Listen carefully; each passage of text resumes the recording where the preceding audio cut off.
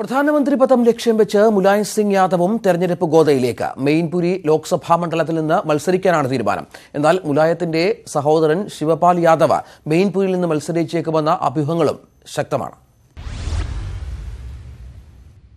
നിലവിൽ അസംഗഡിനെ പ്രതിനിധീകരിക്കുന്ന മുലായം സിംഗ് യാദവ് സമാജ്വാദി പാർട്ടിയുടെ ശക്തി കേന്ദ്രമായ മെയിൻപൂരി മണ്ഡലത്തിൽ നിന്നാണ് ജനവിധിക്കൊരുങ്ങുന്നത്. കഴിഞ്ഞ തെരഞ്ഞെടുപ്പിൽ അസംഗഡിലും മെയിൻപൂരിയിലും വിജയിച്ച മുലായത്തിന് ഇത്തവണ എതിരാളിയായി എത്തുന്നത് സഹോദരനായ ശിവപാൽ യാദവ് ആണോ എന്ന ചോദ്യമാണ് ഇപ്പോൾ ഉയരുന്നത്. 96 മുതൽ യാദവ സ്ഥാനാർത്ഥികൾ മാത്രം വിജയിക്കുന്ന മണ്ഡലത്തിൽ ശിവപാൽ യാദവ് സ്ഥാനാർത്ഥിയായാൽ ജനവിധി നിർണായകമാകും. മുൻ തെരഞ്ഞെടുപ്പുകളിൽ നിന്ന് വ്യത്യസ്തമായി അഖിലേഷ് യാദവുമായുള്ള അഭിപ്രായ വ്യത്യാസത്തിനിടെയാണ് മുലായം സ്ഥാനാർത്ഥിയാകുന്നതെന്നതും ശ്രദ്ധേയമാണ്. ഉത്തർപ്രദേശിലെ BSP-SP സഖ്യത്തെയും സീറ്റ് വിഭജനത്തെയും മുലായം പരസ്യമായി വിമർശിച്ചും നേതാക്കൾക്കിടയിൽ ആശയക്കുഴപ്പമുണ്ടാക്കിയിരുന്നു.